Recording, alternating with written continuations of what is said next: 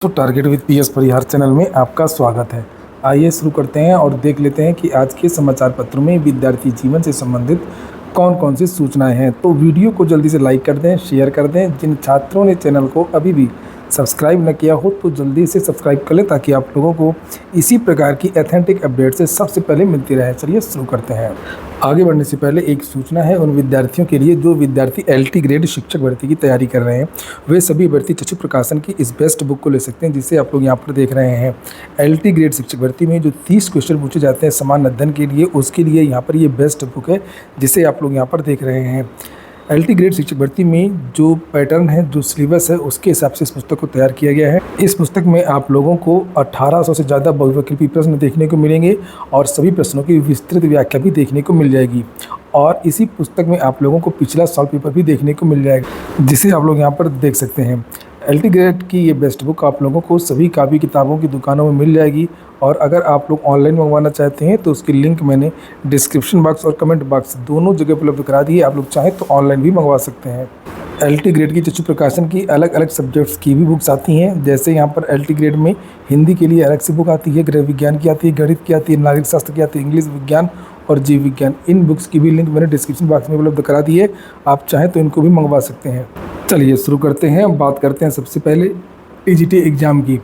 आज के लगभग सभी प्रमुख समाचार पत्रों में शिक्षा सेवा चयन आयोग के कारनामे को उजागर किया गया है। तरह तरह की बातें लिखी गई हैं, सोशल मीडिया में भी चर्चाएं हैं। जैसे यहाँ पर लिखा है, बिना नोटिस परीक्षा टाली, पहला आयोग कौन। कल एक पेपर भी वायरल हो रहा था टीजीटी का।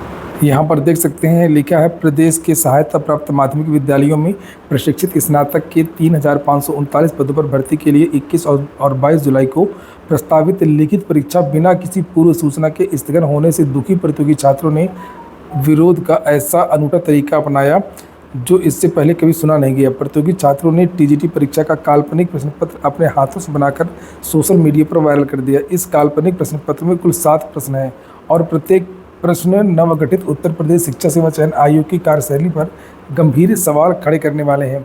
सभी प्रश्नों के 4 विकल्प भी मैं आपको पेपर दिखाता हूं जो कल वायरल हो रहा था।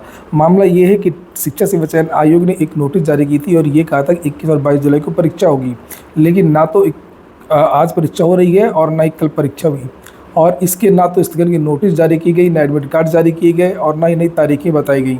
समाचार पत्रों में जिस पेपर की बात की जा रही है वो ये पेपर है जिसे आप लोग यहाँ पर देख रहे हैं। उत्तर प्रदेश शिक्षा सेवा चयन आयोग टीजीटी परीक्षा प्रश्न पत्र 21 जुलाई 2025। और ये प्रश्न कल वायरल हो रहे थे। बिना कोई नोटिस जारी किए अपनी परीक्षा टालने वाला भारत का पहला आयोग बना। ये 4 विकल्प हैं। आप लोग कमेंट बॉक्स में इसका उत्तर बता सकते हैं अगर आपको आता है तो। अगला क्वेश्चन है, उत्तर प्रदेश शिक्षा सेवा चयन आयोग अपनी टीजीटी परीक्षा कितनी बार टाल चुका है। 1 बार, 2 बार, 3 बार या 4 बार? सही जवाब बताइए। अगला क्वेश्चन और मज़ेदार है, आयोग की पीजीटी भर्ती परीक्षा स्थगित कर दी गई। ये परीक्षा 18-19 जून को होने वाली थी, इसे क्यों टाला गया? अपरिहार्य कारण, बच्चे धरना दे रहे थे, मन नहीं हुआ पेपर बनाने का, या हमको टाइम नहीं मिला? इसका उत्तर सभी को पता है। आयोग को टीजीटी परीक्षा आवेदन लिए हुए कितने साल हो गए? 1 साल, 2 साल, 3 साल, 4 साल? आयोग ने पीजीटी परीक्षा कब कराने का इरादा किया है? अगस्त, 25 अगस्त, 26 अगस्त, 70 अगस्त 3035। उत्तर प्रदेश शिक्षा सेवा चयन आयोग के बाहर टीजीटी पीजीटी के अभ्यर्थियों ने मंगलवार को दोपहर में प्रदर्शन किया। आयोग के गेट को बंद कर दिया। इस कथन में कौन सा अलंकार है? अलंकार के नाम देखते आपने देखा नहीं होगा, आपको लग रहा होगा नहीं इसमें कुछ नहीं है। देखिए, यमक, अनुप्रास, ये गुंडई या हुड़दंग। इसका एक और विकल्प होना चाहिए, धैर्य। विद्यार्थियों का धैर्य अब जवाब देने लगा है, विद्यार्थी कुछ भी कर सकते हैं। अगला एक और प्रश्न है, आयोग का काम क्या होता है? परीक्षा समय से कराना, कुछ काम नहीं करना, चाहे पानी करना, बच्चों को बहकाना। तो यही आज के लगभग सभी समाचार पत्रों में ये पेपर वायरल हो रहा है जो विद्यार्थियों ने कल सोशल मीडिया में वायरल किया था। शिक्षा सेवा चयन आयोग वाले भी ये वीडियो देख रहे होंगे और उनको हंसना नहीं चाहिए और ये उनको बेइज्जत किया जा रहा है, उनके काल प्रणाली पर प्रश्न चिन्ह उठाया जा रहा है। ये तमाचा है शिक्षा सेवा चयन आयोग पर। एक और देखिए सूचना इसी तरीके से ही अमर उजाला की है, टीजीटी परीक्षा में पंजीकृत सभी 10 लाख परीक्षार्थी अनुपस्थित।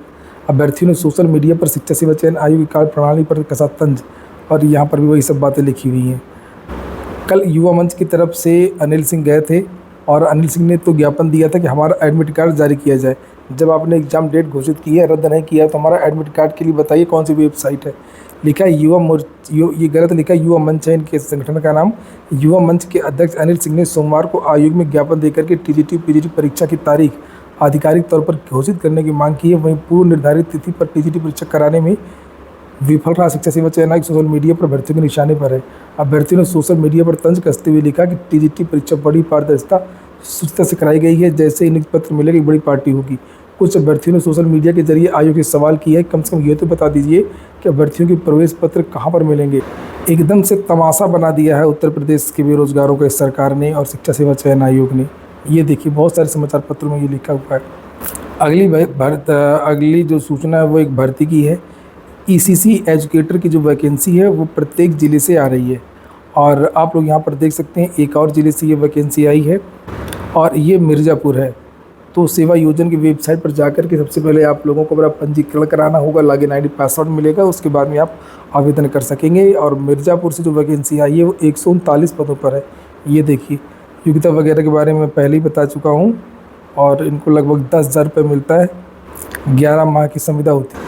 मुरादाबाद से भी ईसीसी एजुकेटर के 83 पदों पर भर्ती आई है। इसकी लास्ट डेट याद रखिएगा 2 अगस्त है और यहाँ पर वही सब चीज़ें लिखी गई हैं। 21 से 40 के बीच के जो युवा हैं वो आवेदन कर सकते हैं और यहाँ पर योग्यता लिखी बैचलर ऑफ होम साइंस होना चाहिए, नहीं तो आपके पास एनटीटी वगैरह का सर्टिफिकेट होना चाहिए। संविदा भर्ती रोजगार मेला 23 जुलाई को लग रहा है। उत्तर प्रदेश राज्य सड़क परिवहन निगम रोडवेज प्रयागराज में अनुबंध के आधार पर चालकों की भर्ती के लिए विशेष रोजगार मेला आयोजित कर रहा है। यह मेला 23 जुलाई को यानी कल बुधवार को प्रयागराज वर्कशॉप डिपो राजापुर में सुबह 10 बजे लगेगा। चालक पद के लिए अभ्यर्थी की न्यूनतम शैक्षणिक योग्यता 8वीं पास अनिवार्य है। भारी वाहन चलाने का वैध लाइसेंस होना चाहिए, ड्राइविंग लाइसेंस, जिसकी वैधता कम से कम 2 साल हो पुरानी हो। इसके अतिरिक्त 23 सीटर या उससे अधिक क्षमता की बस चलाने का न्यूनतम 3 वर्ष का अनुभव प्रमाण पत्र होना चाहिए। ये है विज्ञप्ति, ये देख सकते हैं। अलग अलग जिलों के बारे में भी जानकारी दी गई है। उत्तर प्रदेश राज्य सड़क परिवहन निगम रोडवेज के विभिन्न क्षेत्रों में आउटसोर्स परिचालकों की आवश्यकता, ये कंडक्टर भर्ती के लिए है और जो मैंने अभी बताया जो समाचार पत्रों में है वो ड्राइवर भर्ती के लिए है। तो यहाँ पर कंडक्टर की भर्ती के लिए भी ये अलग अलग जगह से वैकेंसी निकली है, जैसे गाज़ियाबाद से 69, अलीगढ़ से 28, आगरा से 33, मेरठ से 85, सहारनपुर से 49, बरेली से 22, झांसी से 3, मुरादाबाद में 26, प्रयागराज में 49, आजमगढ़ में 35, गोरखपुर में 84, वाराणसी में 43, कानपुर में 40, इटावा में 15, चित्रकूट धाम में 10, हरदोई में 38, लखनऊ में 78, देवीपाटन में 28 और अयोध्या में 32। इसके लिए जो योग्यता है लिखी इंटरमीडिएट उत्तीर्ण होने के साथ साथ केंद्र सरकार या राज्य सरकार की मान्यता प्राप्त संस्थाओं से CCC का प्रमाण पत्र होना चाहिए। 18 से 40 के बीच के युवा आवेदन कर सकते हैं और इसके लिए भी आप लोगों को sevayojan.up.nic पर जाना होगा। 18 जुलाई से लेकर के 24 जुलाई तक इसके लिए आवेदन होंगे। तो इसके लिए भी 2 दिन ही बचा हुआ है। जो विद्यार्थी कंडक्टर बनना चाहते हैं संविदा पर तो वो विद्यार्थी आवेदन कर सकते हैं। वैसे बता दूं कि आज ही के समाचार पत्रों में जानकारी दी गई है कि अभ्यर्थियों ने ठुकराई 10 से 21 हज़ार की नौकरी और ये देखिए लिखा है। तो संविदा में बहुत कम पैसा मिलता है। और अगली जो सूचना है वो एक बड़ी खबर है। लिखा उपराष्ट्रपति धनखड़ का इस्तीफा, खराब सेहत और चिकित्सकों की सलाह को बताया कारण। संसद के मानसून सत्र के पहले दिन इस्तीफे ने चौंकाया, राज्यसभा में पूरे दिन रहे सक्रिय। एसएससी ने एक महत्वपूर्ण नोटिस जारी की थी और उसमें लिखा है प्रवेश परीक्षा के दौरान की जाएगी फोटोग्राफी। कर्मचारी चयन आयोग ने अभ्यर्थियों के लिए जारी किया है दिशा निर्देश। कर्मचारी चयन आयोग ने आगामी परीक्षाओं को लेकर के अभ्यर्थियों के लिए विस्तृत दिशा निर्देश जारी किए हैं। आयोग ने साफ किया है कि यदि कोई अभ्यर्थी निर्देशों का पालन नहीं करता है तो उसका अभ्यर्थन रद्द कर दिया जाएगा और उस पर कानूनी कार्रवाई भी की जा सकती है। सबसे खास बात यह है कि परीक्षा हॉल में प्रवेश के समय और परीक्षा के दौरान अभ्यर्थियों की लाइव फोटोग्राफी की जाएगी। परीक्षा के अंत में भी अभ्यर्थियों को फोटो लिया जाएगा। अभ्यर्थी को पूरे समय अपने चेहरे को कैमरे में स्पष्ट रूप से दिखाना अनिवार्य होगा। केंद्र पर निर्धारित समय से पहले पहुंचना अनिवार्य है। गेट बंद होने के बाद किसी भी अभ्यर्थी को प्रवेश की अनुमति नहीं दी जाएगी। तो एसएससी में पहले भी सख्ती थी, अब और सख्ती की जाएगी। परिवहन विभाग के प्रवर्तन सिपाही, अब इनका प्रमोशन हो सकेगा, अब ये दरोगा बन सकेंगे। इसका प्रस्ताव बना करके भेज दिया गया है। डीएलएड की भी खबरें हैं। डीएलएड की परीक्षा अगस्त अंत में प्रस्तावित है और डीएलएड स्क्रूटनी के लिए 31 तारीख तक आवेदन कर सकते हैं। डीएलएड के विभिन्न बैच के दूसरे और चौथे सेमेस्टर की परीक्षा का परिणाम 9 जुलाई को घोषित किया गया था। इलाहाबाद विश्वविद्यालय से एक वैकेंसी है। लिखा इलाहाबाद विश्वविद्यालय के वाणिज्य एवं व्यवसाय प्रशासन विभाग में स्व-वित्तीय पोषित 5 वर्षीय इंटीग्रेटेड प्रोग्राम इन मैनेजमेंट में संविदा पर 3 असिस्टेंट प्रोफेसर निम्नलिखित विषय विशेषज्ञ के आवेदन पत्र आमंत्रित किए जाते हैं: marketing management, human resource management और ऑपरेशंस मैनेजमेंट। आज के वीडियो में इतना ही। पूरा वीडियो सुनने के लिए बहुत बहुत धन्यवाद।